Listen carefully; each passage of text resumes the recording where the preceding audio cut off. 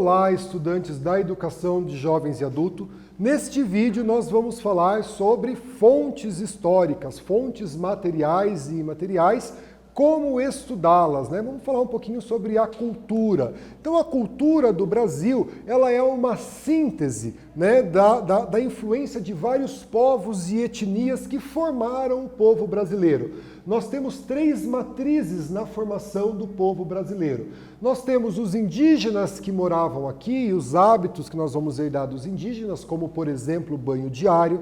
Nós vamos ter os portugueses que chegaram aqui no Brasil no ano de 1500 e nós vamos herdar, por exemplo, o idioma.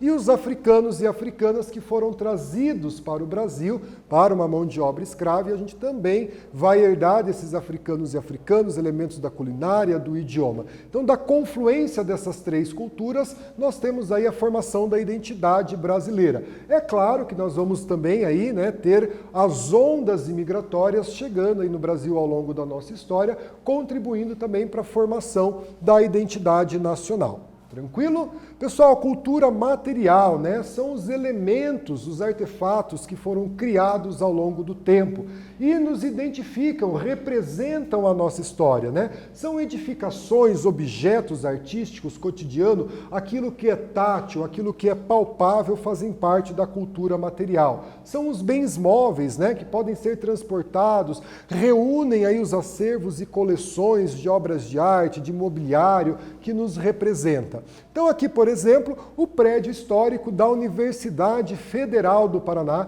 a mais antiga universidade do Brasil. Então esse prédio da Universidade Federal do Paraná constitui de um elemento da cultura material. Então eu olho e identifico, né, como a Universidade Federal do Paraná, esse prédio histórico que nos representa. Aqui, o cocar indígena é um elemento da cultura material. Então, as vestimentas indígenas, o cocar indígena, né, aquilo que ele utilizava como vestimenta, representa também da cultura material. Veja que interessante, né? Se você analisa esse cocar, você vai identificar que muito provavelmente não é um cocar de um indígena brasileiro. Esse cocar é de um indígena norte-americano, né? Então a gente tem também essa representação de como essas culturas materiais identificam ou não identifica um povo. Então a gente olha para esse cocar, é um cocar indígena. Opa, mas não é de um indígena brasileiro, né? Eu consigo ter essas definições de cultura material. Nós vamos ter a cultura imaterial, gente. O patrimônio da cultura imaterial abrange essas expressões culturais, as tradições de um grupo, né? Que esse grupo preserva, né, em respeito à sua ancestralidade. Então aqui, né, eu tenho a festa do Divino em Pirenópolis e essa representação dessa cultura imaterial, dessa representação da festa do Divino que a gente tem aqui.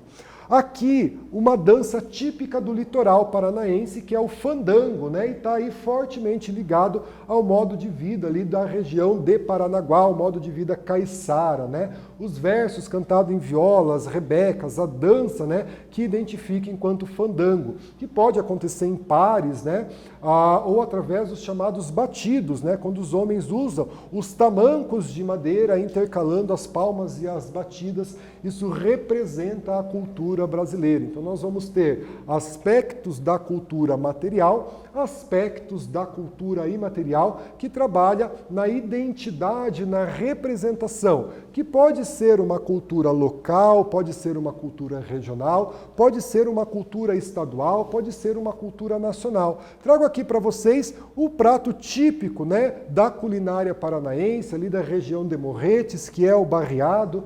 Então, esse prato típico faz parte da cultura imaterial do Paraná. Não faz parte da cultura, né, do Brasil como todo, porque ele é conhecido aqui na nossa região, ele é consumido aqui na nossa região, o barreado fazendo parte aí da cultura paranaense.